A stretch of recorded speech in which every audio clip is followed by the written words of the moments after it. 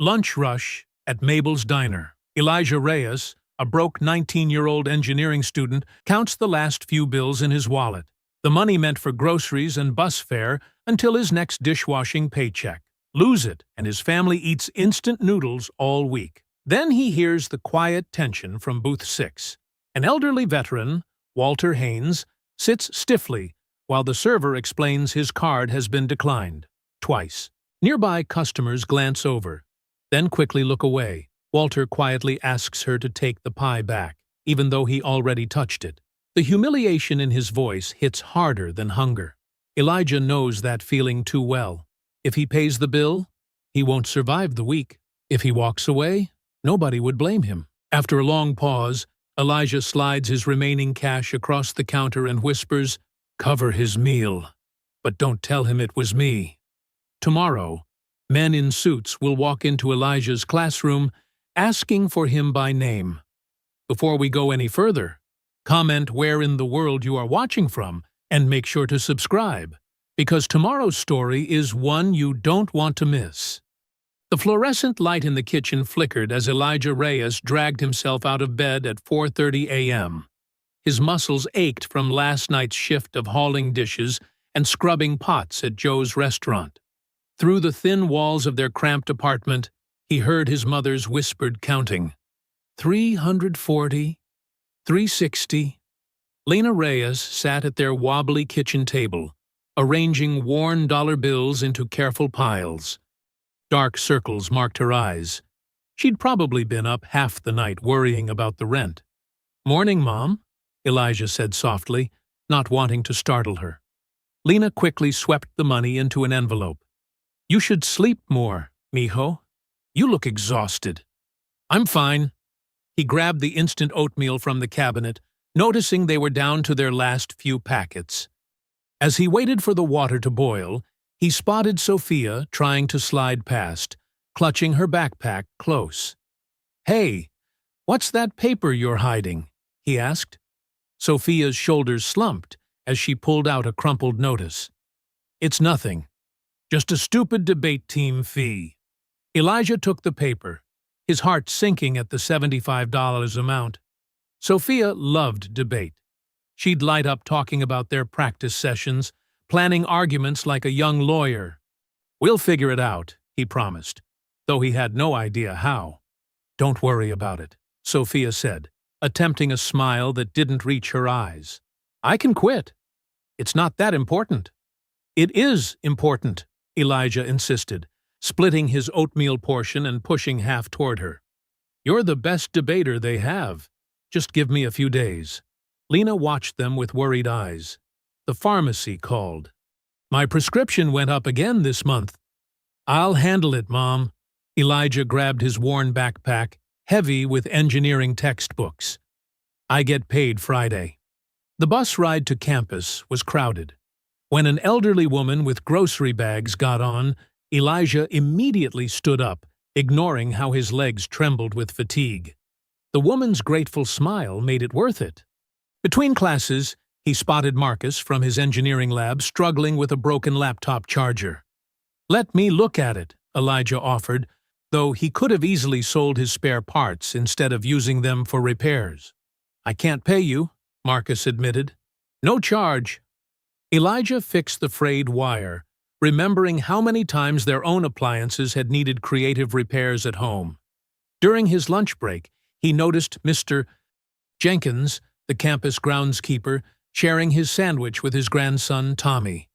The boy's frame was too thin, his clothes clearly hand-me-downs.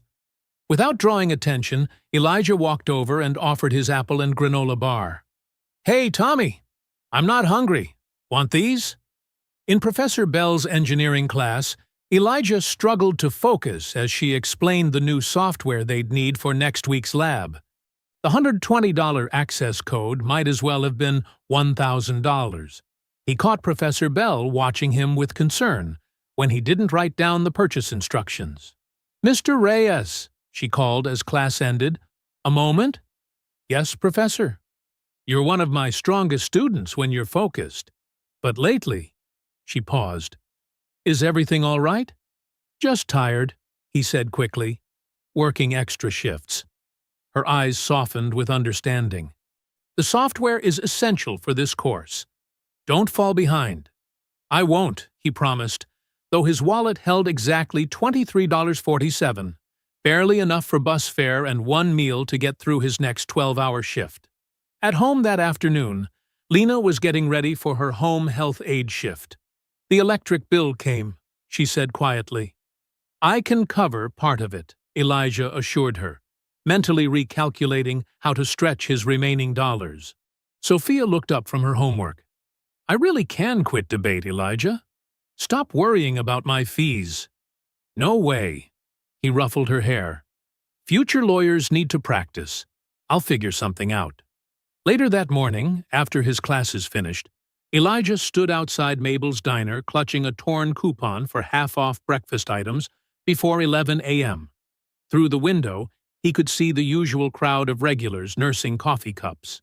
His stomach growled. He hadn't eaten since the previous day's lunch. The bell chimed as he pushed open the door, the smell of coffee and pancakes making his hunger sharper. He held the coupon like a shield, hoping to make his last few dollars stretch until payday. The vinyl booth seats were cracked, the linoleum floor scuffed, but the diner was clean and warm. For a moment, he allowed himself to imagine having enough money to eat here regularly, to treat Sophia to chocolate chip pancakes, to buy his mom a real breakfast instead of quick oatmeal between shifts. The hostess gestured toward an empty booth. Sit anywhere, hun. Elijah slid into a seat, carefully smoothing his coupon on the scratched tabletop as he prepared to order the cheapest item on the menu. The laminated menu crinkled in Elijah's hands as he scanned the prices, mentally calculating what he could afford with his coupon. The lunch rush hadn't started yet, leaving the diner quiet except for the soft clink of coffee cups and murmured conversations. Movement in the corner caught his eye. An elderly man in a worn but carefully pressed jacket slid into a back booth, his posture military straight despite stooped shoulders. His weathered hands, spotted with age, held the menu close to his face as he studied each item with careful attention. Tanya Fuller, the server with kind eyes and sensible shoes, approached his table. Good morning, sir. Can I start you with some coffee? Just water, please. The man's voice was soft but clear, carrying the weight of dignity. And... He hesitated, finger tracing down the menu. The senior breakfast special. With wheat toast. Sure thing. Tanya jotted it down. Anything else? The man, Walter Haynes, Elijah would later learn, looked longingly at the dessert display case. Perhaps a slice of apple pie, if it's fresh? Baked this morning, Tanya assured him with a smile. Elijah watched as Walter ate methodically, cutting each bite of eggs into precise portions, making the food last. It was a familiar dance. The careful rationing of a meal when you weren't sure when the next one might come. The pie sat untouched, saved for last like a precious reward. When Tanya brought the check, Walter reached for his wallet with steady hands. He pulled out a card and handed it over with quiet confidence. Elijah noticed his own coffee had gone cold, forgotten as he observed the scene unfolding. Moments later, Tanya returned with a troubled expression. I'm sorry, sir. Your card was declined. A flush crept up Walter's neck. That's impossible. Please try again. She did. The card reader beeped its rejection once more. I have another. Walter's voice remained level, but his hands trembled slightly as he extracted a second card. The nearby diners pretended not to notice, but Elijah saw their sideways glances, the slight shake of heads, the whispered comments behind raised menus. The second card failed too. There must be some mistake. Walter's composure cracked just slightly. I checked my balance yesterday. He pulled out his phone with unsteady fingers, squinting at the screen. Take your time, sir, Tanya said gently, but her discomfort was visible. She had other tables to serve, other customers waiting. The pie, Walter said quietly. Please remove it from the bill. He swallowed hard. I shouldn't have ordered it anyway. Elijah's hand moved to his own wallet, fingers brushing the thin stack of bills inside. $23.47. All he had to last until payday. He needed that money for groceries, for bus fare to work. His family was counting on him. But his mother's voice echoed in his head. Dignity isn't about what you own, mijo. It's about how you treat others when they're hurting. The shame on Walter's face was a different kind of hunger, one that Elijah recognized too well. He'd seen it in his mother's eyes when she couldn't afford Sophia's school pictures, in his sister's forced smile when she pretended not to want new shoes. Quietly, Elijah waved Tanya over. "Add his bill to mine," he whispered. "But please don't tell him who paid it." "You sure, honey?" Tanya studied his worn clothes, the coupon on his table. "That's a lot for someone using a breakfast discount." "I'm sure." Elijah handed over his debit card, praying it wouldn't decline and make everything worse. The transaction went through. Elijah signed quickly, leaving his untouched coffee and slipping out while Walter was still searching his wallet.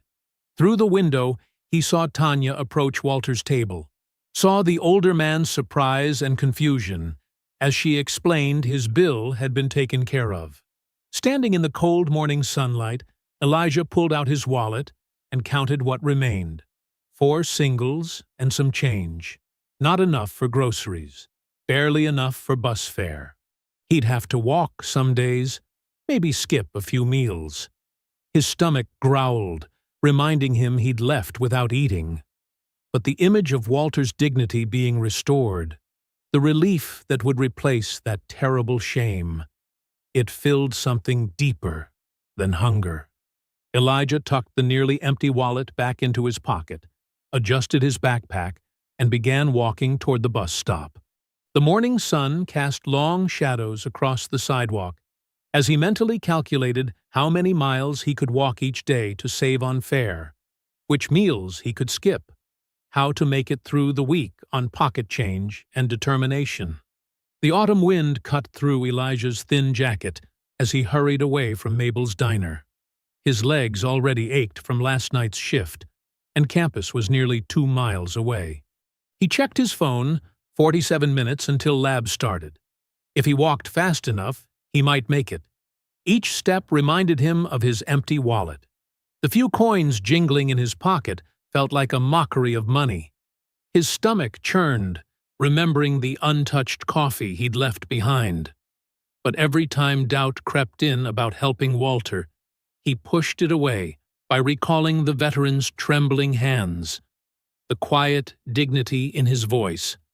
Sweat dampened his shirt by the time he climbed the science building steps.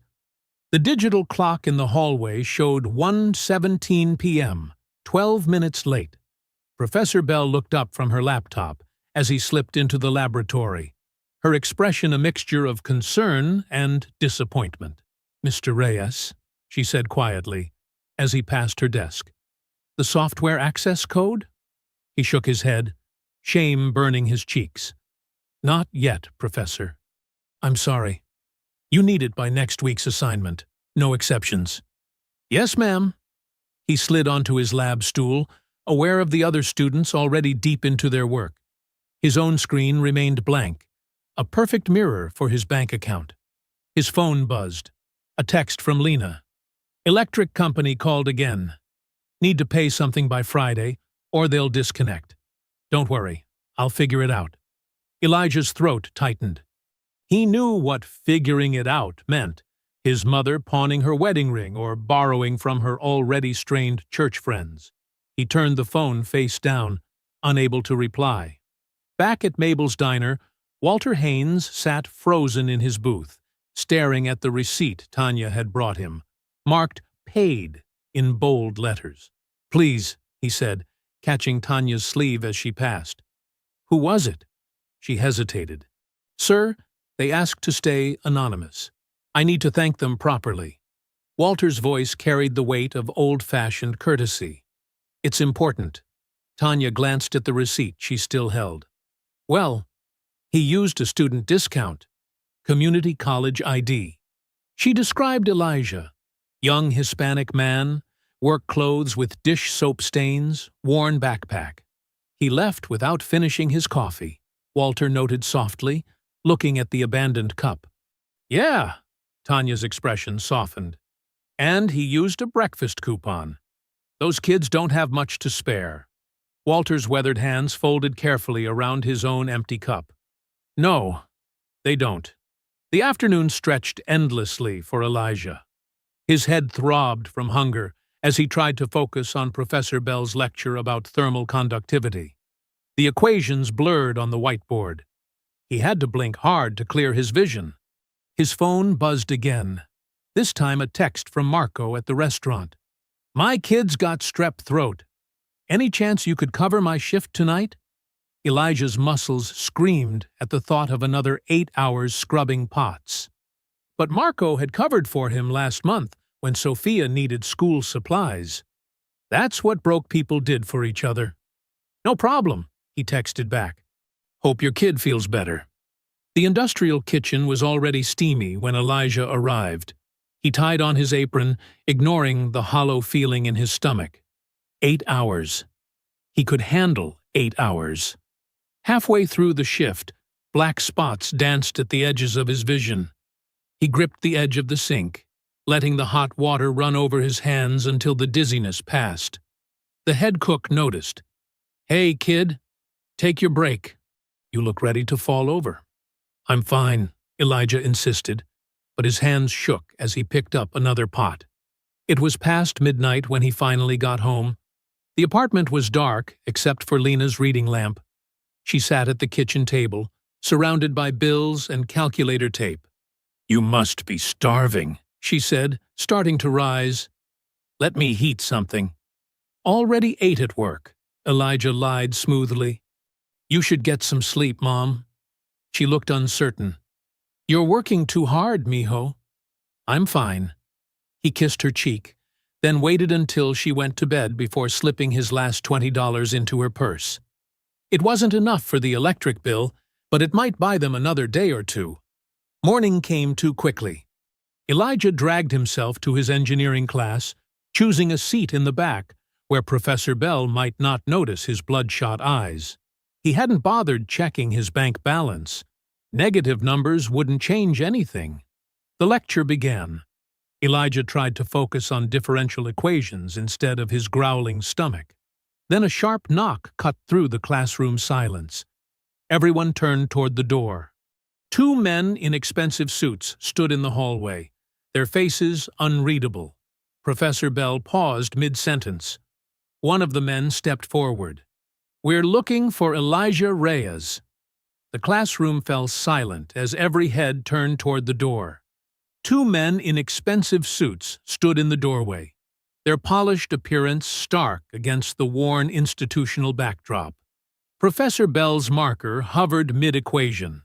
We're looking for Elijah Reyes, the older man repeated, his voice carrying authority without aggression. Elijah's stomach clenched. His mind raced through possibilities, each worse than the last. The bursar's office about his unpaid fees, immigration officials about his mother's paperwork, bill collectors, police. Mr. Reyes, Professor Bell's gentle prompt broke through his panic. She'd noticed his rigid posture, the fear in his eyes. Elijah stood slowly, aware of 27 pairs of eyes following his movement. His classmates' whispers felt like static in his ears. The loose change in his pocket seemed to mock him with each step toward the door. In the hallway, fluorescent lights cast harsh shadows on the men's faces. The older one extended his hand. Mr. Reyes, I'm Adrian Vale. This is my associate, Mr. Thompson. We represent a private legal and philanthropic firm. Elijah shook their hands automatically, his palms damp.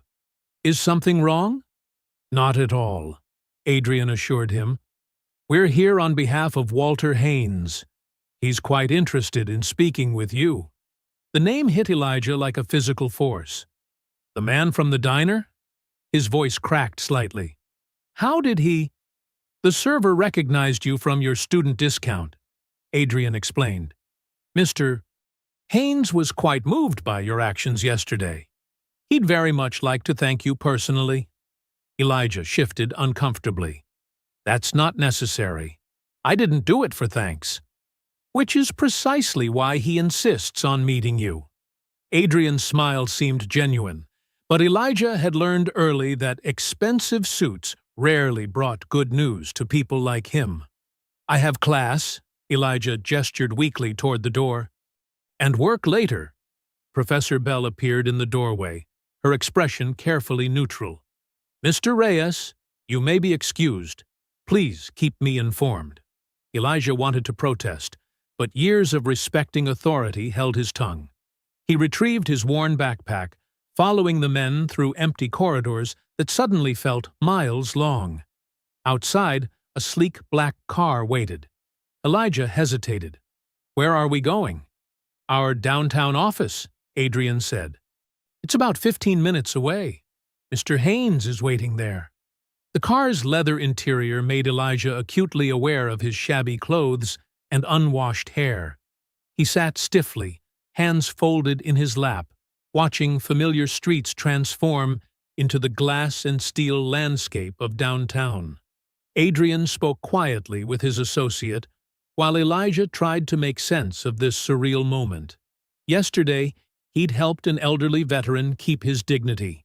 Today, men in $1,000 suits were chauffeuring him through the city. Nothing added up. The car pulled into an underground parking garage beneath a towering office building. In the elevator, Elijah caught his reflection in the polished doors. He looked small, tired, out of place. The law firm occupied the entire 20th floor. Through glass walls, Elijah glimpsed people in suits, moving purposefully between offices. A sign read, Vale, Whitman and Associates. As they walked past one office, Elijah noticed files spread across a conference table. His eyes caught fragments of text. Veterans Educational Trust and Haynes Unit Foundation. Another folder bore Walter's name and what looked like military insignia. His confusion deepened. What did a declined diner bill have to do with legal documents and veterans organizations? Adrian led him down a quiet hallway to a private conference room. Mr. Haynes is waiting inside. Take all the time you need. Elijah's hand trembled slightly as he reached for the door handle. The room was warm, sunlit, dominated by a long mahogany table. And there, standing despite obvious fatigue, was Walter Haynes. He looked different in the morning light, still dignified, but the shadows under his eyes spoke of sleepless nights. His suit was well kept but decades old. He gripped the back of a chair for support, yet refused to sit until his guest arrived. Their eyes met across the room. In that moment, Elijah saw something shift in Walter's expression.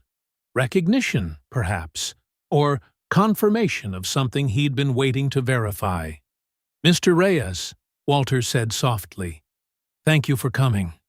We have much to discuss. The conference room felt too grand for Elijah, with its polished wood and floor-to-ceiling windows overlooking the city. He stood awkwardly until Walter gestured to a chair.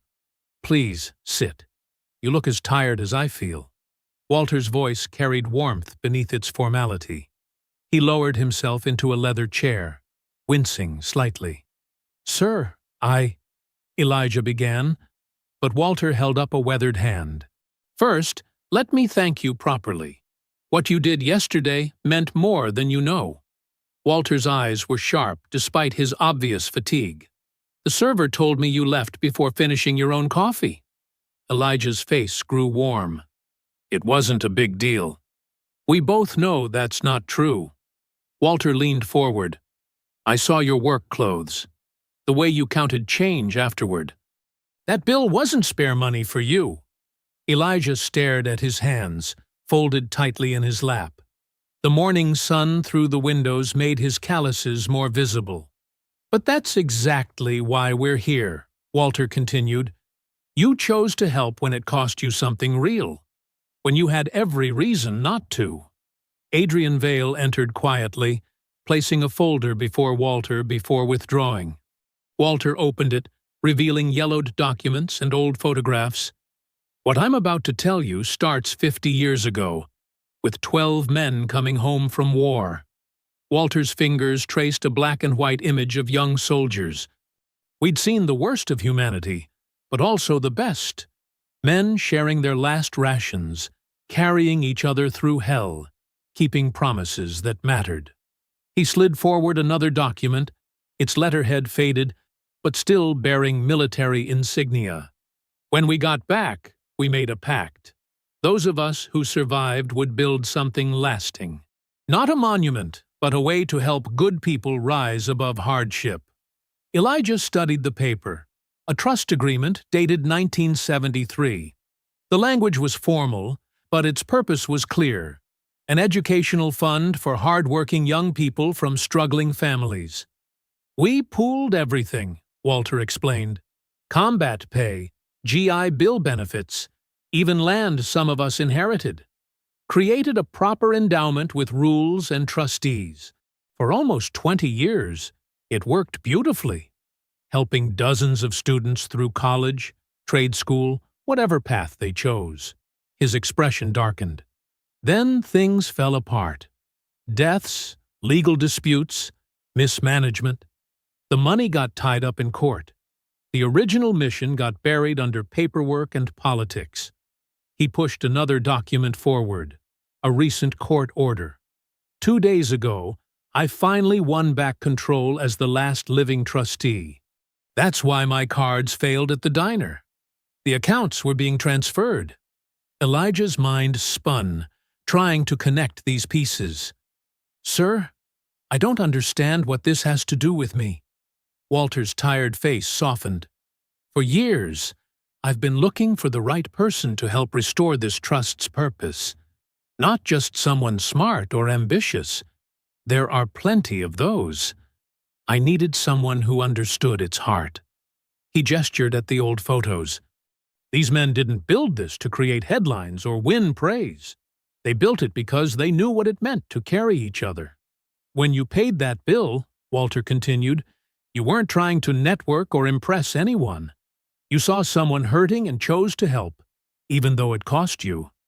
That's exactly what this trust was meant to recognize. Adrian returned with more paperwork. Walter sorted through it, pulling out several forms. We'd like to help you, starting with your immediate school expenses.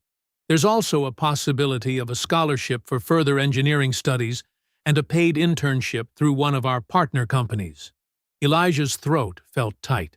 I can't accept that. It would feel wrong, like I helped you just to get something back. That's precisely why you're the right choice. Walter's voice carried absolute conviction. This isn't payment for a favor. It's recognition of who you are. The trust exists to find people like you, people who do right things when no one's watching. The morning sun warmed Elijah's shoulders as the reality of this moment settled over him. His mind raced to his mother counting pills to make prescriptions last longer, to Sophia hiding school fee notices, to his own dreams of university engineering programs that had seemed impossible yesterday. I need to talk to my family, he said finally. Walter nodded approvingly. Of course, take these documents home. Review them carefully. But know this isn't charity. It's an investment in character. That evening, Elijah sat at his family's small kitchen table, the trust papers spread before him. Lena listened with tears in her eyes as he explained everything. Sophia bounced in her chair, her face glowing with possibility. "Mijo," Lena whispered, touching the old photographs of Walter's unit. "Sometimes God works in ways we don't expect." Sophia hugged Elijah fiercely. "I told you good things would come. I told you."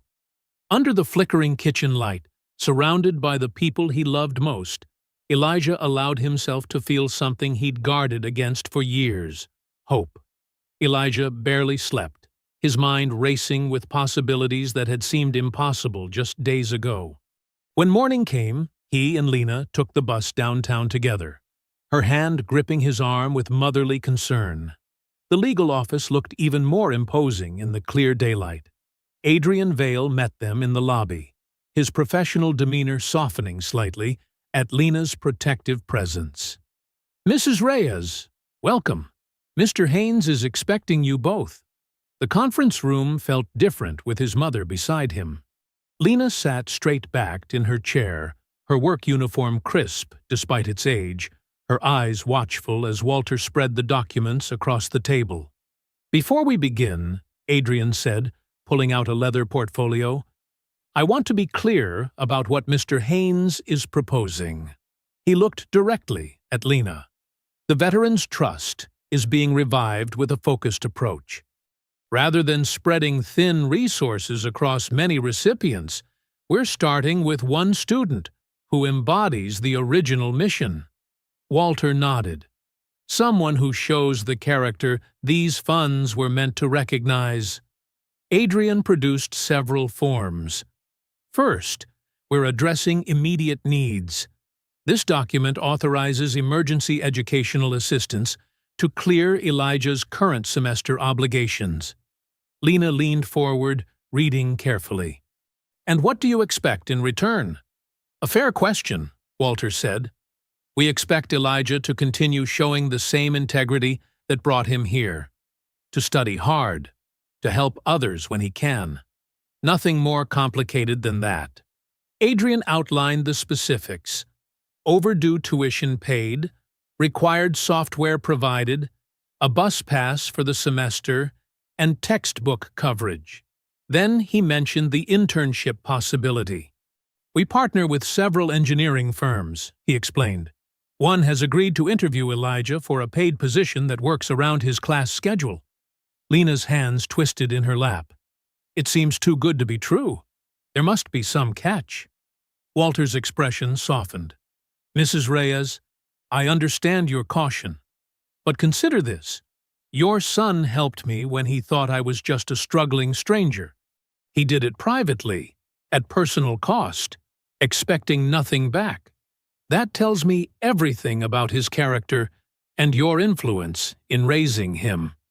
Tears welled in Lena's eyes, but she blinked them away. "We've always managed on our own. And you've done remarkably well," Walter said gently. "But this trust exists because my unit understood that sometimes good people need a bridge to cross difficult waters." They spent the next hour reviewing every detail. Adrian explained the scholarship terms, the internship structure, and the trust's expectations. Lena asked pointed questions about obligations and conditions. Walter answered each one with patient honesty. By early afternoon, Elijah held signed copies of the assistance forms. His hands trembled slightly as he and his mother left the office. "Mijo," Lena said softly as they walked to the bus stop, "I'm proud of you. Not for getting help, but for being the kind of person who gives it first." On campus, Elijah went straight to the bursar's office. The hold on his account lifted like a weight from his shoulders. In the computer lab, he downloaded the engineering software he'd been missing, no longer having to borrow other students' computers. Professor Bell was in her office when he knocked. She looked up from grading and smiled. "Come in, Elijah. I heard there were some interesting developments." He explained everything, still somewhat dazed by the morning's events. Professor Bell listened intently, nodding.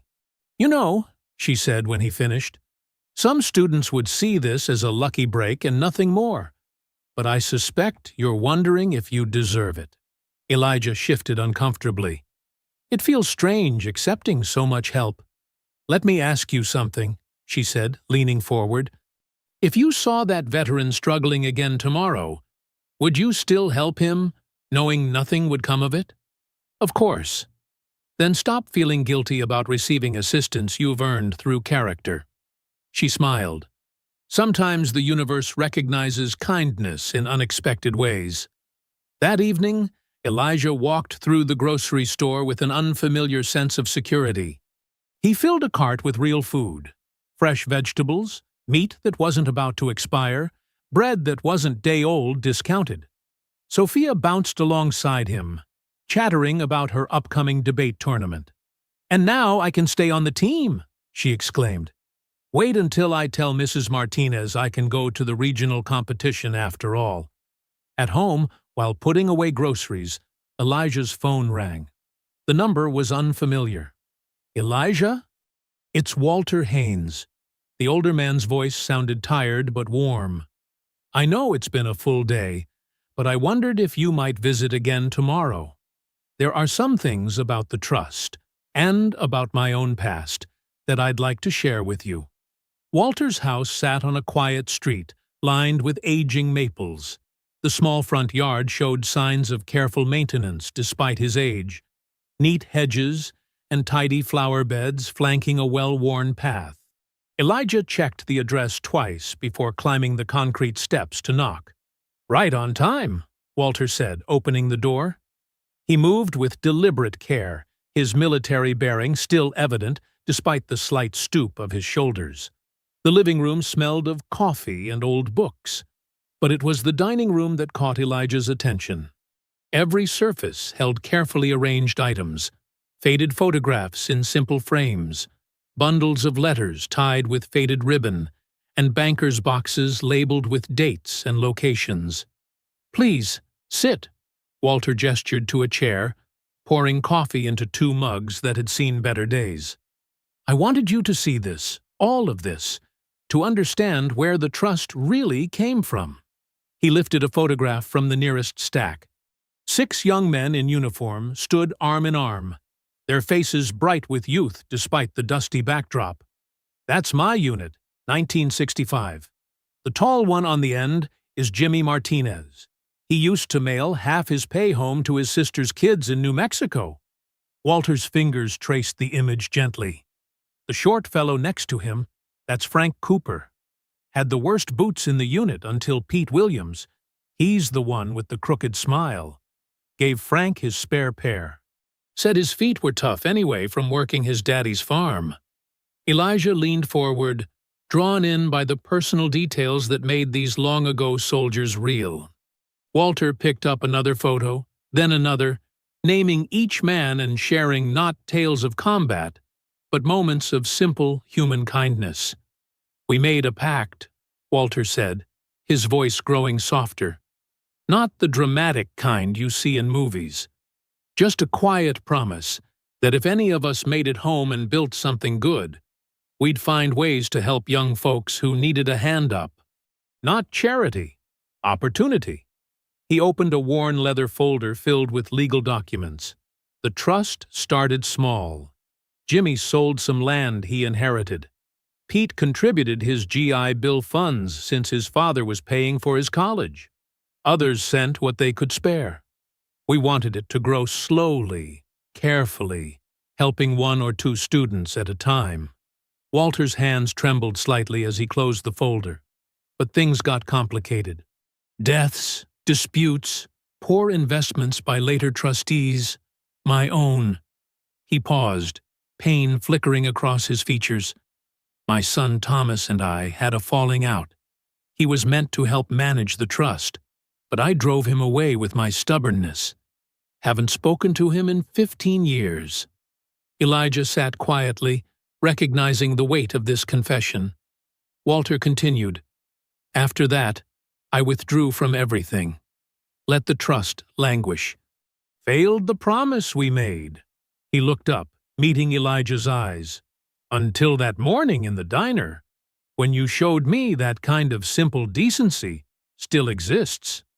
"The men in those photos," Elijah said carefully, "they helped each other without expecting anything back." Walter nodded. "Exactly. That's why I want you involved in rebuilding this. Not just as a recipient, but as a voice helping shape its future. These young men in the photos, they'd recognize something of themselves in you." They spent the next hour going through more records, scholarship applications from the Trust's early years, thank you letters from past recipients, carefully preserved news clippings about the veterans' successes and setbacks. Later that afternoon, Elijah walked into Marshall Engineering Associates for his internship interview. The office occupied 2 floors of a converted industrial building with glass-walled project rooms and the quiet hum of focused work. Sarah Marshall, the firm's founder, reviewed his transcript while asking pointed questions about his coursework. Elijah answered honestly, including where he struggled and how he worked to improve. "Tell me about this gap in your fall semester," she said, indicating a period of lower grades.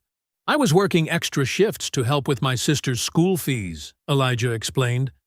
"It affected my study time, but I've since found better balance." Sarah nodded, making a note. Then she presented a technical problem, a real issue from a current project. Elijah worked through it methodically, showing his process even when uncertain. "You didn't try to bluff when you weren't sure," she observed. "I like that." The interview ended with a tour of the workshop, where prototype testing took place. Elijah's genuine interest in the equipment and respectful questions to the technicians clearly registered.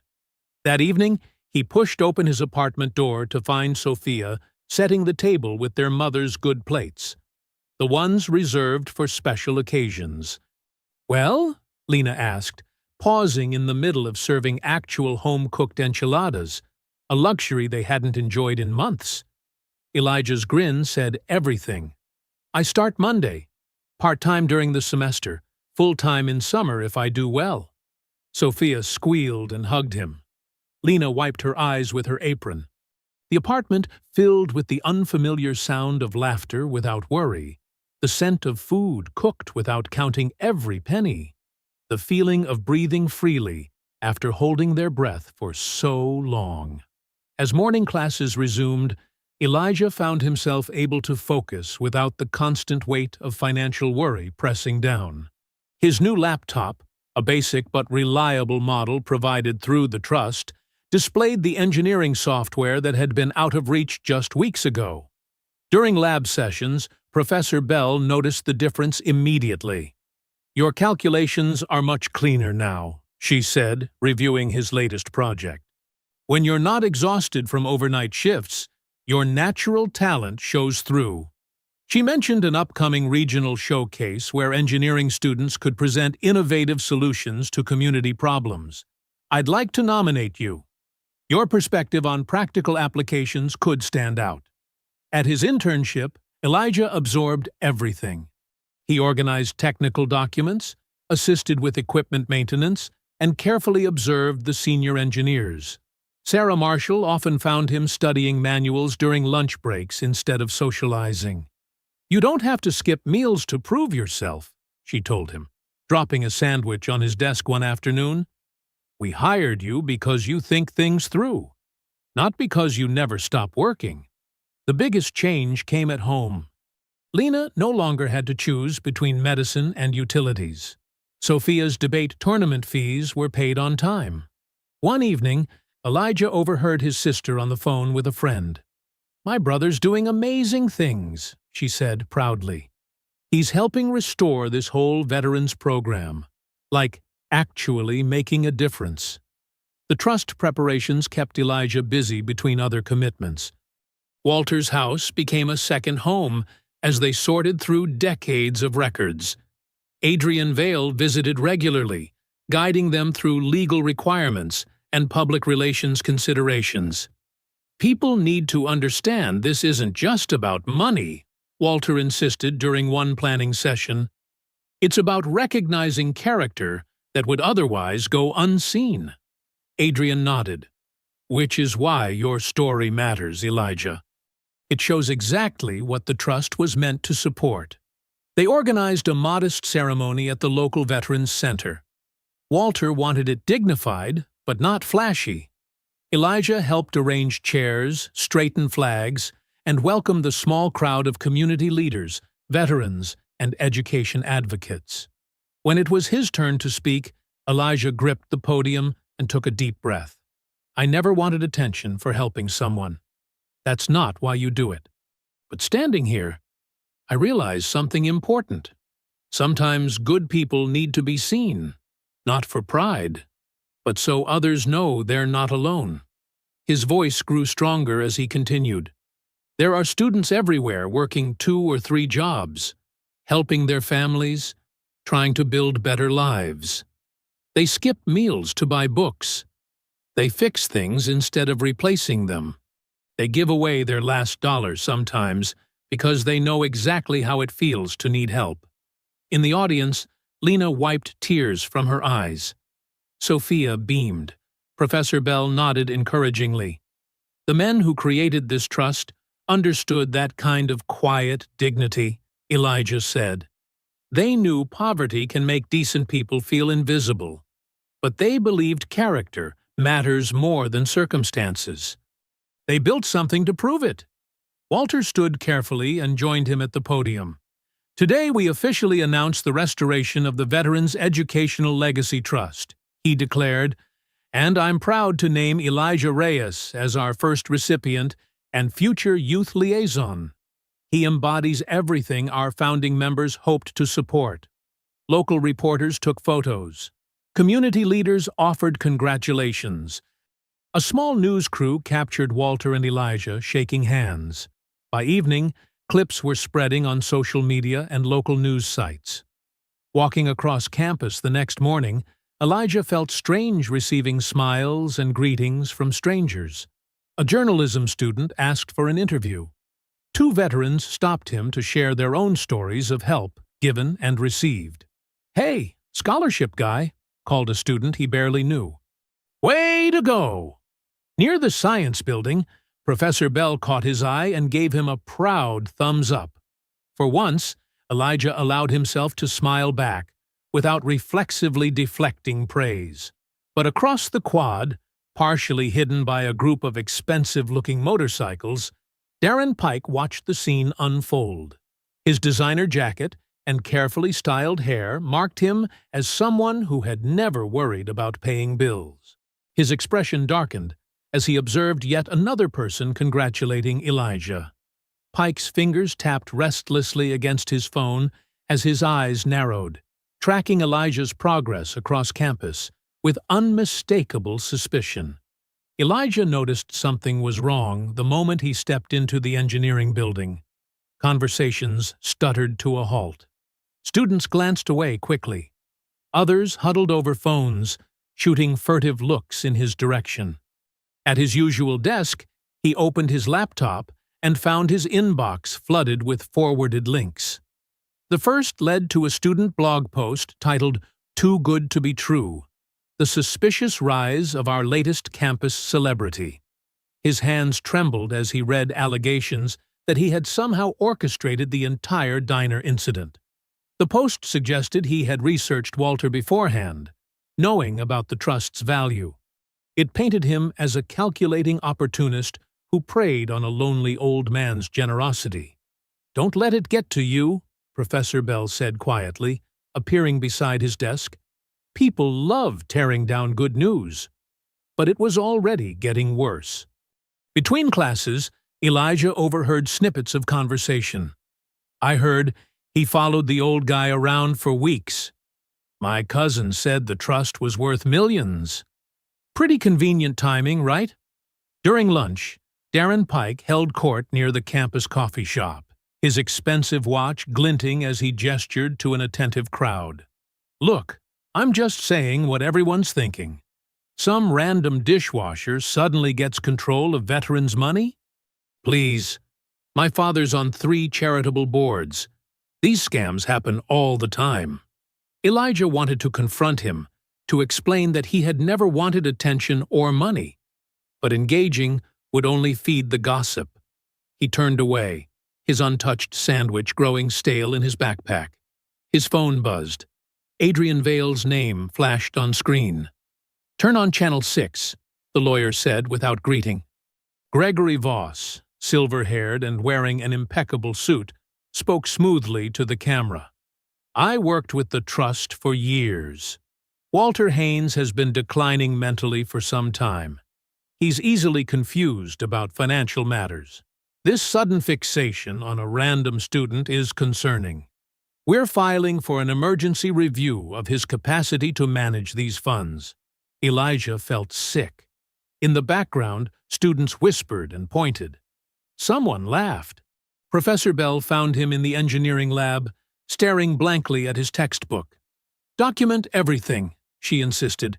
"Every interaction with Walter, every witness from the diner, every piece of paperwork.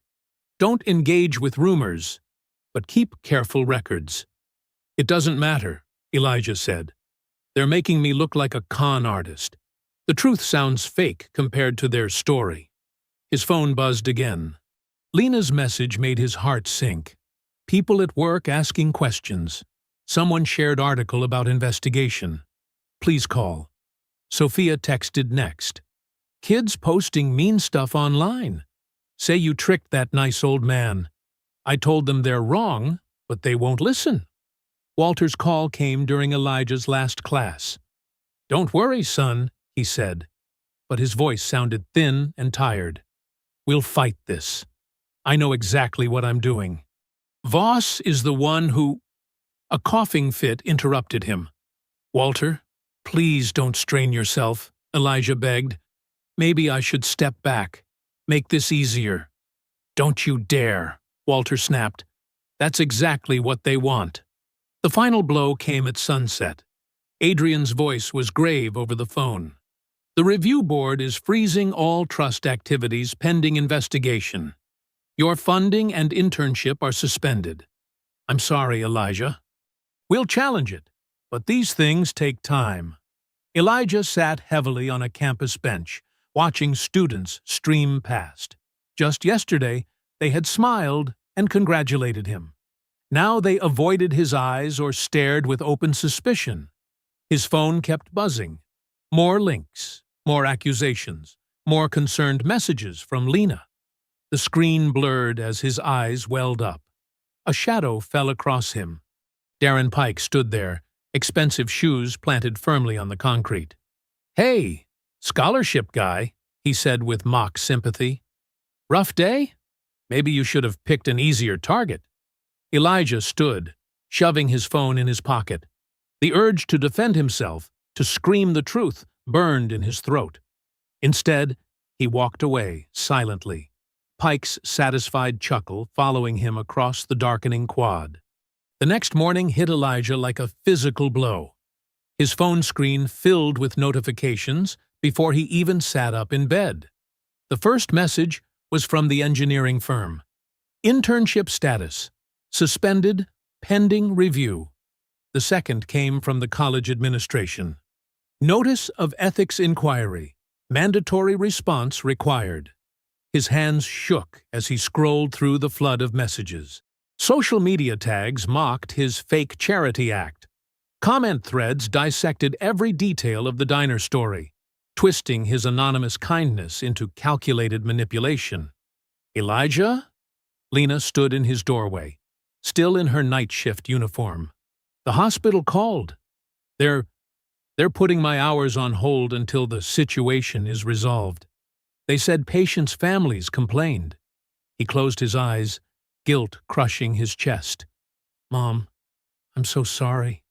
I never meant—" "Don't!" Her voice was firm but gentle. "Don't apologize for being kind." Sophia emerged from her room, phone clutched tight. "My debate coach wants to talk about maintaining team reputation. Like I did something wrong by being your sister." The morning deteriorated from there. Professor Bell called to warn him that several wealthy donors had contacted the engineering department expressing concerns. His student ID card beeped red at the library entrance, account restricted. The cafeteria cashier, who had always smiled, now avoided his eyes. By noon, Adrian Vale's news got worse. "Gregory Voss has aligned with Walter's nephew, James Haynes," the lawyer explained. "They're filing a joint petition questioning Walter's mental competency. We need you at the legal meeting this afternoon." The law office felt colder than Elijah remembered. Walter sat straight-backed, but pale as opposing attorneys laid out their accusations. James Haynes, a sharp-featured man in his 50s, spoke about protecting Uncle Walter from exploitation. Gregory Voss presented carefully selected trust documents suggesting years of confused decisions. "This young man," Voss said, gesturing dismissively at Elijah, "has taken advantage of a lonely old soldier's generous nature. The speed of his involvement is deeply suspicious." "That's a lie," Walter snapped, but his voice wavered. His hands trembled as he reached for his water glass. During a break, Elijah found Walter alone in the conference room. The old man's exhaustion was visible now. Deep lines around his eyes, shoulders slightly hunched. "Walter, please," Elijah said quietly. "Let me withdraw. I'll sign whatever they want.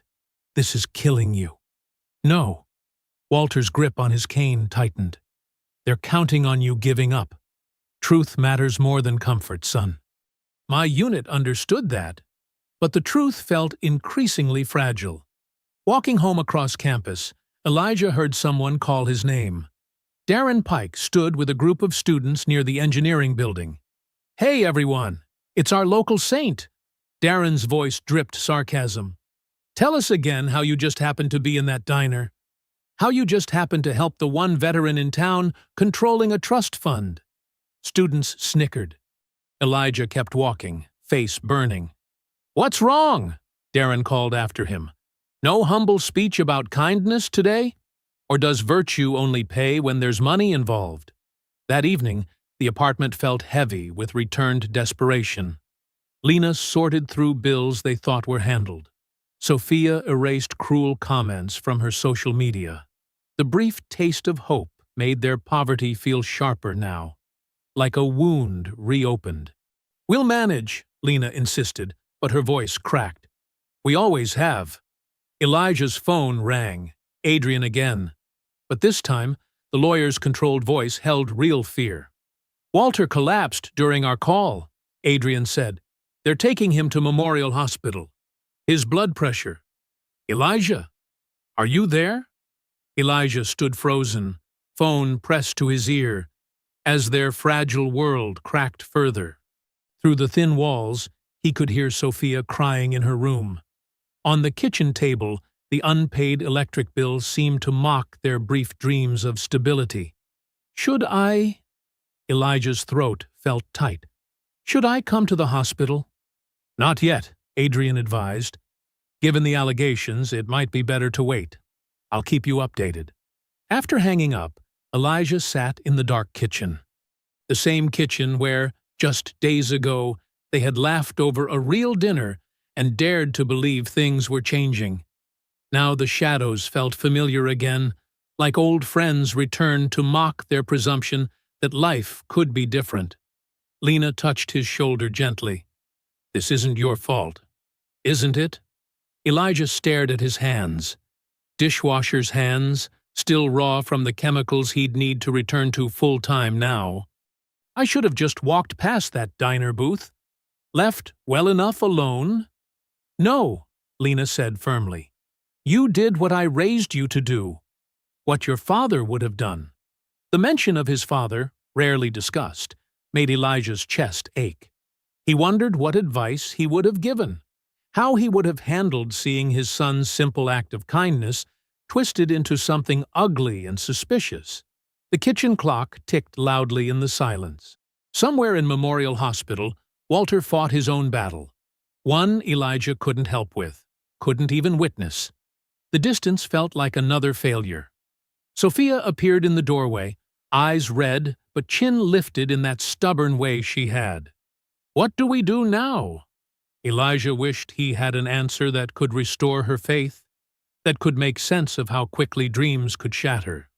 But the night offered no wisdom, only the weight of returned uncertainty and the bitter taste of hope interrupted. Dawn hadn't yet broken when Elijah pushed through the hospital's automatic doors. The fluorescent lights made everything look harsh and unreal after his sleepless night. A nurse directed him to the cardiac wing, where he found Adrian Vale standing outside Walter's room, suit jacket draped over his arm. "He's awake," Adrian said quietly. "Blood pressure's stabilized, but He hesitated. "Well, you'll see." Inside, Walter looked smaller against the white sheets, but his eyes blazed with familiar intensity. "These idiots," he growled, gesturing at the medical charts. "Acting like I'm some addled old fool who can't manage his own affairs." "Mr. Haynes," the nurse cautioned, adjusting his IV. "Your pressure." "My blood pressure can wait." Walter's hand trembled as he reached for water. "They're using this to push their agenda. I know exactly what I'm doing, and why I'm doing it." Elijah moved to help with the water glass, but Walter waved him off. "I'm not an invalid, son. Not yet." His voice softened, though they'd love to prove otherwise. Adrian cleared his throat. "We need to discuss the situation. Gregory Voss's legal team is moving fast while you're here?" "Of course they are," Walter muttered. "Vultures circling." "They're pushing hard on the competency angle," Adrian explained to Elijah. "Without Walter able to make public appearances right now, they're painting a picture of a confused veteran being taken advantage of by a—" he paused diplomatically. "By a poor kid with an agenda," Elijah finished flatly. Walter slammed his hand on the bedside table, making them all jump. "It's garbage. Complete garbage. I've never been clearer about anything." The nurse returned with a warning look, checking Walter's monitors. Adrian waited until she left before continuing. "The problem is, perception matters in cases like this. They're building a narrative that's unfortunately convincing to outsiders." Elijah stared out the window at the gray morning. Everything felt wrong. The antiseptic smell, the beeping machines, the way Walter's strong voice occasionally wavered. This was his fault. If he'd just walked past that diner booth— "Stop it," Walter said sharply, reading his expression. "I know that look. You're not responsible for any of this." "But—" "No buts." Walter struggled to sit up straighter. "You did something decent without expecting anything back." "That's exactly what this trust was meant to recognize. Don't let them make you doubt it." Elijah nodded, but his chest felt tight. After promising to return later, he headed for the elevator. In the lobby, a man in an expensive suit stepped into his path. "Mr. Reyes?" "David Marshall, representing Mr. Voss's interests." The lawyer's smile was practiced. "Do you have a moment?" Elijah's instincts screamed to keep walking, but he stopped. "What do you want?" "To offer a solution that could help everyone." Marshall guided him to a quiet corner. "This situation is unfortunate. Nobody wants it dragging out, especially with Mr. Haynes's health concerns. Get to the point. Sign a simple statement acknowledging that Mr. Haynes, while well-meaning, may have been overgenerous in his promises. Suggest that perhaps his enthusiasm exceeded his judgment." Marshall's voice stayed smooth.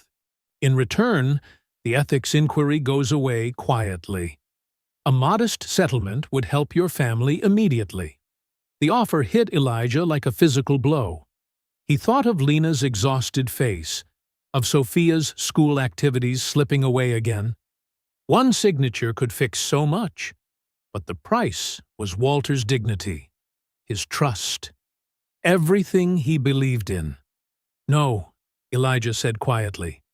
"Think carefully," Marshall pressed. "This could all disappear. Your family could have security. By saying Walter's confused, that he doesn't know his own mind?" Elijah stepped back. "No, I won't do that to him." "Admirable loyalty," Marshall's smile thinned. "But loyalty doesn't pay bills, does it? Neither does selling out someone who believed in me." Elijah walked away, hands shaking. Later that afternoon, he found Professor Bell in her office, grading papers. She looked up as he slumped into a chair. "They offered me a deal," he said without preamble. She set down her red pen. "Let me guess. All you have to do is throw Walter under the bus?" "Pretty much." Elijah stared at his hands. "It would fix everything, at least on the surface, but destroy everything that matters underneath." Professor Bell leaned forward. "Real character isn't tested when doing the right thing is easy. It's tested when honesty becomes expensive, when integrity costs you something vital. What if I'm not strong enough? The fact that you're asking that question suggests otherwise. She smiled slightly. Now, what are you going to do about it? Elijah stood. Find the truth. The real truth. Not whatever version Voss is selling. Instead of heading home that evening, he drove to Walter's house. Using the spare key Adrian had given him, he unlocked the door and flicked on the lights. Dust motes swirled in the air as he surveyed the stacks of boxes and files filling the dining room. Somewhere in these papers was the real story. About Walter's unit, about the trust's creation, about what had gone wrong, about why Voss was so desperate to regain control. Elijah shrugged off his jacket and pulled up a chair. One by one, he began opening boxes, organizing papers by date. The truth was here. He just had to find it. The kitchen light cast a harsh glow over the dining room table where Elijah sat, surrounded by decades of paperwork. His eyes burned from fatigue, but he couldn't stop reading. Each yellowed page might hold the key to saving Walter's legacy. He picked up another dusty folder, this one containing handwritten ledgers from the 1970s. The neat columns showed regular deposits from veteran pensions, property rentals, and small local fundraisers. But something felt off. Elijah grabbed a legal pad and started making notes, his engineering mind searching for patterns. The numbers don't add up, he muttered, flipping between years. Entire sections were missing, not just random gaps, but specific periods where larger transactions should have appeared. He found references to land donations worth thousands, but they vanished from later summaries without explanation. The front door opened, and Elijah tensed until he heard Adrian's familiar footsteps. "Thought I might find you here," Adrian said, setting down a ring of keys. "These open the storage unit behind the VFW hall. More trust records there." Elijah rubbed his tired eyes. "Look at this." He pointed to the ledger. "See these property listings from '82? 3 parcels of prime development land. But they disappear from the books by '85. No sale records, no transfer documentation." Adrian leaned closer, his normally composed face tightening. "Gregory Voss joined the Trust's advisory board in 1984? You think he's been hiding assets all this time?" "I've suspected for years." Adrian loosened his tie.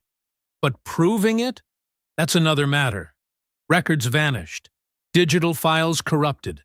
Paper trails dead-ended. So we rebuild them." Elijah stood, stretching his cramped muscles. "I need help, though. People who can access old records, recover damaged files. You really think you can piece this together?" "I have to try." Elijah thought of Walter in that hospital bed, fighting for his dignity. "And I might know where to start." After 2 hours of sleep on Walter's couch, Elijah made it to his morning class. Instead of heading to the library afterward, he walked to the maintenance building where he'd once shared his lunch. The older groundskeeper, Jim, was checking equipment. "That favor you mentioned last month," Elijah said, "about your grandson needing math help?" Jim looked up. "Still struggling with algebra. I'll tutor him twice a week. In exchange, can you introduce me to that county clerk you mentioned? The one who handles property archives?" A slow smile spread across Jim's weathered face. "Martha? Known her 30 years. Let me make a call." Next, Elijah found Kevin, the classmate whose laptop charger he'd repaired. Kevin was hunched over a computer in the engineering lab. "Remember when you said you owed me one?" Elijah asked. "How good are you at recovering corrupted files?" Kevin's eyes lit up at the technical challenge. "Got some dead hard drives? And damaged scans, lots of them. But it's important." "Give me 2 days," Kevin said, already reaching for his data recovery tools. "I love impossible puzzles." Professor Bell was grading papers when Elijah knocked on her office door. Without looking up, she said, "I was wondering when you'd ask for help."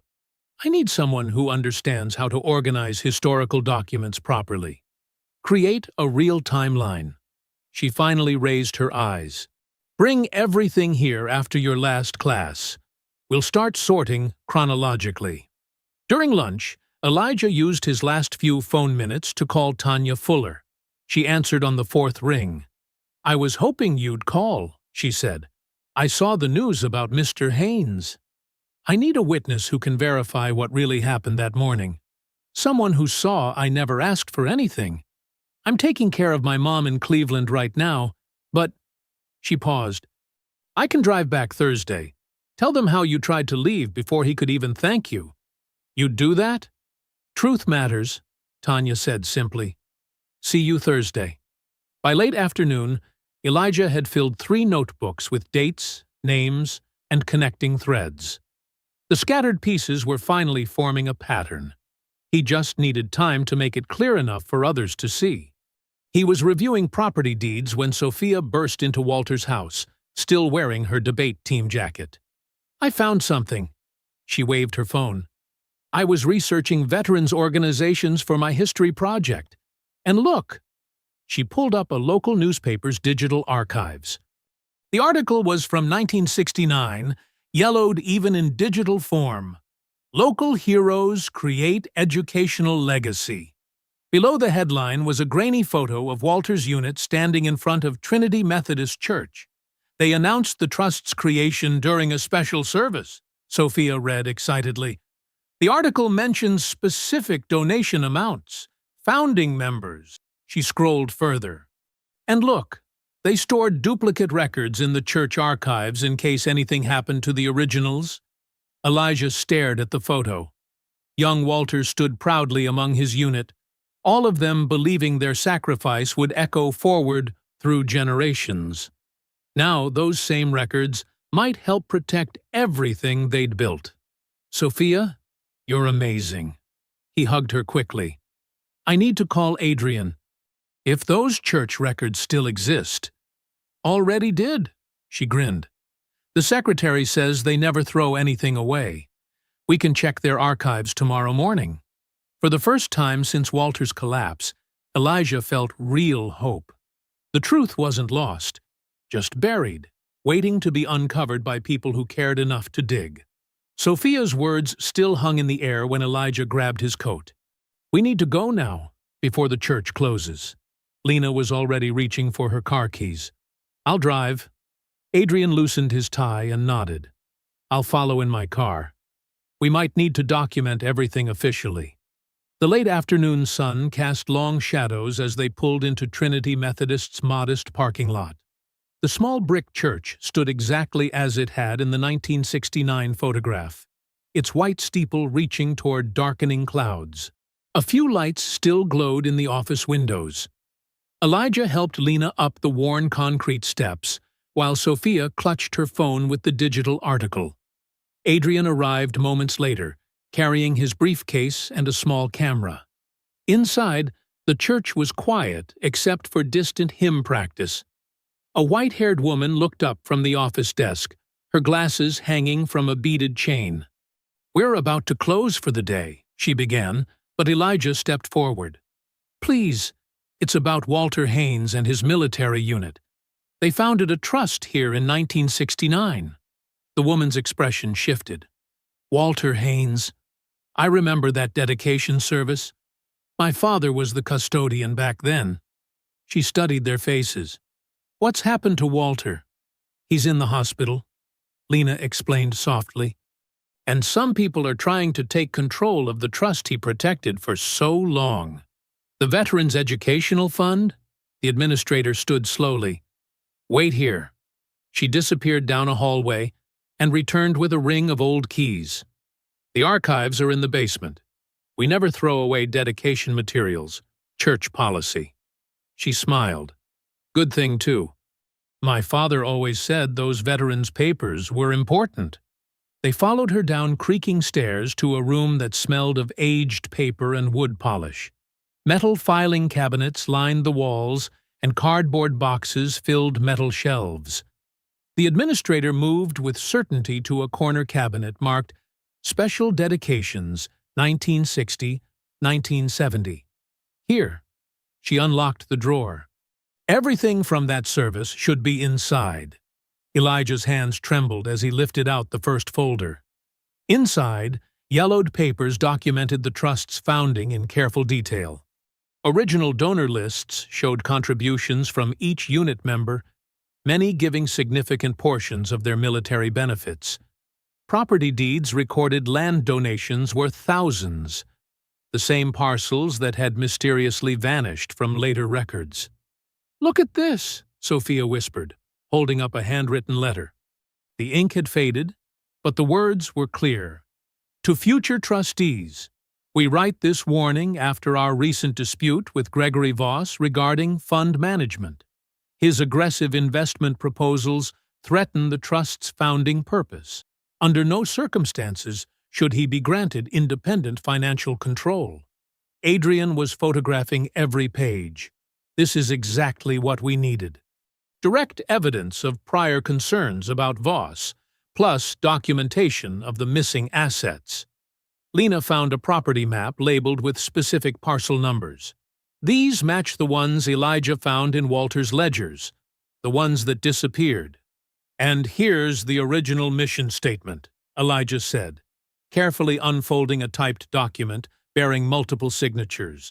It specifically emphasizes character assessment of recipients and protecting the fund from exploitation. He looked at Adrian. Walter wasn't confused. He was following their exact intentions. They spent an hour carefully documenting everything. The administrator helped organize copies, her own memories of the dedication service adding valuable context. As they prepared to leave, she pressed a small photo into Elijah's hand. Walter and his unit standing proudly on the church steps, young faces full of purpose. "Tell Walter we're praying for him," she said. "Those men built something precious here." Back at Walter's house, they found Kevin waiting with his laptop. "Got through most of those corrupted files," he announced. "You need to see this." The recovered digital scans revealed years of suspicious transfers during Voss's management period. Small amounts moved regularly between accounts, gradually draining dedicated scholarship funds into private holdings. "Classic fraud pattern," Adrian said, adding the files to his growing evidence pile. He probably thought deleting the records would hide it forever. Elijah's phone buzzed, a message from Tanya. "Just emailed my sworn statement about the diner. Driving back tomorrow morning. Tell Walter to hang in there." "We should get to the hospital," Lena suggested. "Walter needs to know what we found."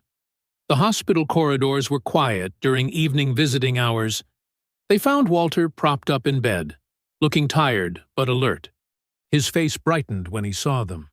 "You've been busy," he said, noting their excitement. Elijah pulled up a chair. "The church kept everything, Walter. Every document, every warning about Voss, every detail about the missing properties."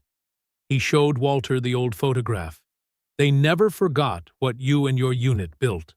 Walter's hands trembled as he touched the faded image. "We were so young," he whispered. "So determined to make it matter." "It matters," Sophia said firmly. "And now everyone will know the truth." Adrian outlined the evidence they'd gathered. The original documents, the recovered files showing fraud, Tanya's statement confirming Elijah's character. For the first time in days, real hope filled Walter's tired eyes. "You did all this?" he asked Elijah. "After everything they said about you?" "You trusted me," Elijah answered simply. "I couldn't let them destroy what your unit created." As visiting hours ended, Adrian's phone lit up with an urgent message. He read it twice before looking up. "The board wants an emergency hearing tomorrow morning. Full review of all evidence." He straightened his shoulders.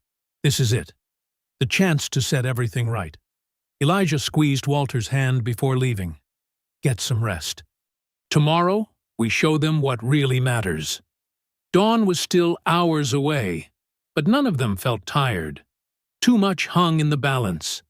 The truth had been buried in church basements and corrupted files, in faded warnings and forgotten promises. Tomorrow, it would finally come to light. The morning sun streamed through tall windows into the trust board's formal meeting room, casting long shadows across polished wood and leather chairs. Elijah straightened his borrowed tie, feeling the weight of every eye in the packed chamber. Behind the curved board table sat 7 stern-faced trustees, their nameplates gleaming. Adrian Vale moved purposefully beside him, arranging documents with practiced precision. To Elijah's left, Lena and Sophia sat with perfect posture, their faces a mix of pride and worry. Professor Bell nodded encouragingly from her seat near the front, while Tanya Fuller, still in her diner uniform from the morning shift, wrung her hands nervously. Across the aisle, Gregory Voss exuded expensive confidence in his tailored suit. He leaned close to Walter's nephew, James Haynes, whispering behind a manicured hand. Their legal team spread papers like a barrier across their table. The board chairman, Margaret Whitman, tapped her gavel. This emergency hearing will now commence regarding the status and control of the Veterans Educational Trust Fund. Voss's lead attorney rose first, his voice filling the hushed room. Our evidence will show that Walter Haynes, while deserving our respect, is no longer capable of sound financial judgment. His impulsive decision to grant trust access to a random young man he barely knows demonstrates dangerous vulnerability to manipulation. Elijah's chest tightened as the lawyer continued. Mr. Reyes, despite his careful image, orchestrated a calculated encounter at a diner, targeting an elderly veteran known to control dormant assets. The trust's subsequent redirection toward Mr. Reyes cannot stand. Photographs appeared on the presentation screen. Walter looking confused at the hospital, Elijah at the public announcement, bank records highlighting the temporary fund transfers. The lawyer's words twisted everything pure into something suspicious. Adrian stood calmly when his turn came. The truth here is beautifully simple, he began. But first, let's address the missing history that Mr. Voss hoped would stay buried. He revealed the church archives chronologically, founding documents, property deeds, donor lists, and the crucial early warning about Voss's attempts to redirect funds. These records show decades of systematic fund mismanagement under Mr. Voss's influence, with millions in assets gradually disappearing from official accounts. Recovered digital files filled the screen next, tracking suspicious transfers that had slowly drained scholarship reserves. The pattern is clear, Adrian explained. Small amounts moved regularly between accounts, eventually vanishing into private holdings. Voss's face remained impassive, but his fingers drummed the table with increasing speed. Tanya Fuller spoke next, her voice gaining strength as she described that morning at the diner. Elijah tried everything to stay anonymous.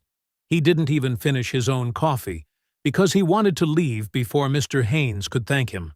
I had to check the receipt just to know who he was.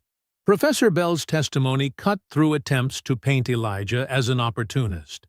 In my 20 years of teaching, I've rarely seen such a combination of intelligence and humility. Mr. Reyes never sought special treatment, despite genuine hardship. He often helped struggling classmates even when it cost him time and resources he couldn't spare. The morning stretched into afternoon. Each side presented evidence, questioned witnesses, and argued interpretations. Elijah felt the weight of judgment in every whisper and shuffling paper. Then the room fell silent as Walter Haynes appeared in the doorway. He moved slowly but deliberately, assisted by a nurse but clearly determined. His hospital bracelet stood out starkly against his pressed shirt sleeve. James Haynes half rose, looking uncomfortable, but Walter walked past without acknowledgement. "I apologize for my delayed arrival," Walter said clearly, his voice carrying despite its age. "My doctors advised against this appearance, but some things matter more than comfort." He declined the offered chair. "I've listened to others question my judgment and capacity, so let me speak plainly. I've spent years trying to restore this trust to its original purpose, helping promising young people overcome hardship with dignity. When I saw Elijah Reyes sacrifice his own needs to spare a stranger's pride, I recognized exactly what my unit hoped to support." Walter turned to face the board directly. Elijah tried multiple times to step away, rather than risk damaging the trust's reputation. He demonstrated the same selfless character that inspired us to create this fund after the war. If you want to question my judgment, question why I allowed others to divert these resources for so long before finding someone truly worthy of our mission. The room remained hushed when Elijah finally stood to speak. His hands trembled slightly, but his voice stayed steady. "I never wanted attention or recognition," he began. "I definitely never wanted to cause trouble for Mr. Haynes or this trust. I helped that morning at the diner because my mother taught me dignity matters more than money. I didn't know about the trust, the veterans' mission, or any larger purpose." He paused, looking at the photographs of young soldiers on the evidence screen. "But learning about why those men created this fund, what they hoped it would mean for future generations, that made me understand something important. They didn't build this to create headlines or reward ambition. They built it to make sure hardship wouldn't bury decent people forever." The board chairman studied him carefully. "And now that you understand their purpose, what do you believe should happen?" "I believe their promise deserves to be kept," Elijah answered simply. "Not just for me, but for everyone they hoped to reach. That matters more than any personal benefit." Margaret Whitman nodded slowly. "The board will now retire to deliberate. We will return with our decision shortly." The heavy doors closed behind the trustees, leaving the packed room in tense silence. Elijah felt Lena's hand slip into his as they waited for judgment. The board members filed back into the room as the sun dipped low outside the windows. Their faces remained carefully neutral, but Margaret Whitman's posture suggested resolution rather than doubt. The crowded room held its breath. After reviewing all evidence and testimony, she began, her voice carrying clear authority. "This board makes the following determinations." She lifted the first document. "Walter Haynes's authority as primary trustee is upheld without reservation. His judgment shows neither impairment nor manipulation, but rather a clear understanding of the trust's founding principles." Relief washed over Walter's tired face as Lena squeezed Elijah's hand. "Furthermore," Whitman continued, "the financial evidence presented reveals years of systematic fund mismanagement under Gregory Voss's influence. We are forwarding all documentation to the appropriate authorities for investigation." Voss's confident facade cracked. His lawyer frantically whispered in his ear, but he sat frozen, color draining from his face. "The Veterans Educational Trust Fund is hereby fully restored to active status under Walter Haynes's direction, with all recent decisions regarding scholarships and programs maintained." Whitman's gaze found Elijah. "Mr. Reyes is completely cleared of any wrongdoing. His selection as inaugural recipient stands, along with all associated educational support."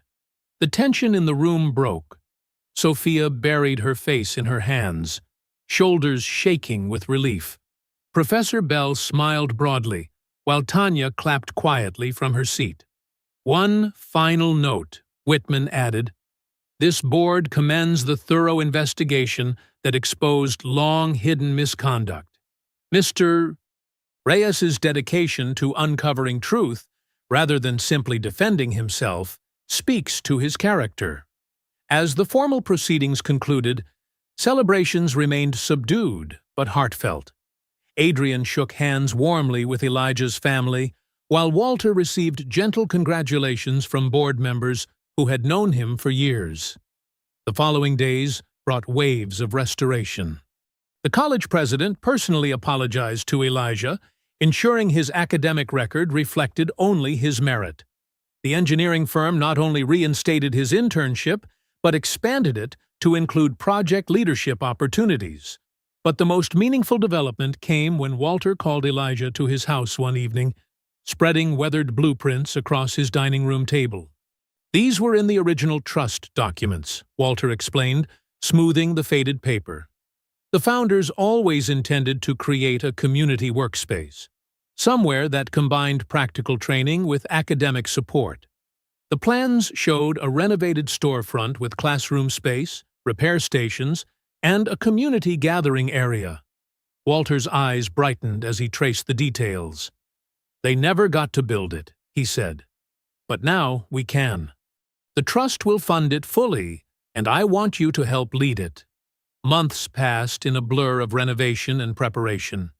The old building, just 3 blocks from Elijah's apartment, slowly transformed. Fresh paint covered worn walls, new equipment filled workstations, and warm lighting replaced harsh fluorescence. On opening day, the space hummed with life. Students crowded study tables while a single mother learned appliance repair basics from a patient instructor. Veterans shared coffee and stories in comfortable chairs. The air smelled of fresh coffee and possibility. Lena had found her calling, coordinating community outreach, connecting families with resources they never knew existed. Sophia's debate skills flourished as she mentored younger students, her confidence growing with each session. Walter's presence filled the space even when he couldn't physically attend. His unit's photographs lined one wall, carefully restored and framed. Beside them hung the Trust's founding letter, its promises now renewed in living color. Elijah moved through the busy room, checking in with students and adjusting schedules. He paused near the coffee station, noticing an older man in a worn jacket studying the posted meal prices with growing discomfort. The man's hands shook slightly as he checked his wallet, embarrassment creeping across his face as he realized he couldn't afford even the modest cost. He started to turn away, shoulders hunched. Without drawing attention, Elijah stepped to the counter. "Add his meal to my tab," he said quietly to the volunteer server. "No need to mention it." He moved on before the man could notice, just as he had done that morning in the diner so many months ago. Some things hadn't changed, and shouldn't. Later that afternoon, Elijah stood beneath the newly installed bronze plaque honoring Walter Haynes and his unit. The workshop buzzed around him with conversations, laptop keys clicking, and the gentle whir of repair tools. The plaque's words caught the warm light. "Founded in honor of those who believed kindness should multiply." Below that, Walter's unit motto, "Lift as you climb." A student called out with a question about calculations. Sophia's voice rang clear from the debate practice room. Lena's laugh mingled with a veteran's story near the coffee station. The older man from earlier sat contentedly with an empty plate, dignity intact. This was what Walter's unit had dreamed of. Not just helping one person, but creating a place where help could flow endlessly forward. The trust they built had waited decades for its moment, persisting through neglect and corruption until it found the right catalyst. I hope you enjoyed that story. Please like the video and subscribe so that you do not miss out on the next one. In the meantime, I have hand-picked 2 stories for you that I think you will enjoy. Have a great day.